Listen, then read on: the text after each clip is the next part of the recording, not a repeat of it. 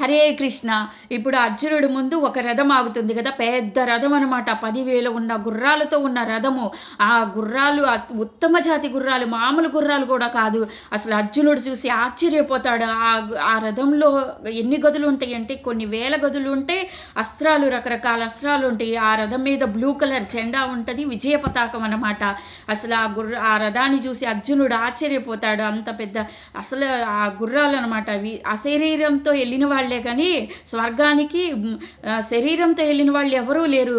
Only ఒక ఏకైక person అర్జునుడు మాత్రమే. ఎందుకంటే పంచభూతాకృత శరీరంతో వెళ్ళినవాడు అర్జునుడే.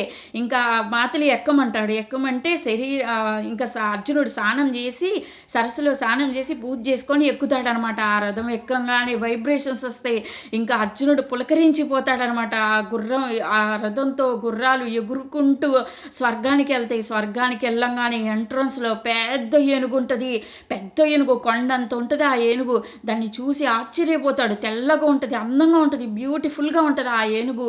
అసలు అర్జునుడు అనుకుంటాడు అందరూ స్వర్గానికి వెళ్ళాలి, పరితపించిపోతారు స్వర్గానికి వెళ్ళాలని, అది ఇదేనా అనుకుంటాడు.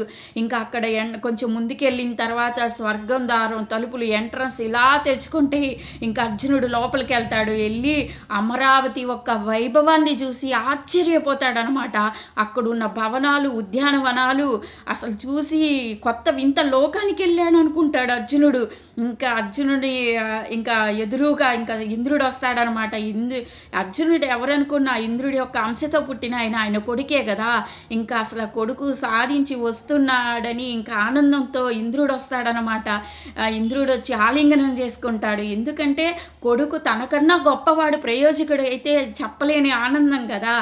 పుత్రగాత్ర పరిసంగ సుఖం అంటారు దీన్ని. కొడుకు యొక్క సాధించి అర్జునుడు వచ్చాడని సంతోషపడి తనని తీసుకెళ్ళి తన తొడ మీద కూర్చోబెట్టుకుంటాడు. ఇంద్రుడు తొడ మీద కూర్చోబెట్టుకొని బొట్టు పెట్టి పక్కన సింహాసనం మీద కూర్చోబెట్టుకుంటాడనమాట. కూర్చోబెట్టుకొని అక్కడ అందరినీ చూపిస్తాడు. ఋషులు, రంభ, ఊర్వశి అందరినీ చూపిస్తాడు. ఇక్కడ అప్పుడు ఏం జరుగుతుందో ఊర్వశి వచ్చి నాట్యం చేస్తుంది అనమాట.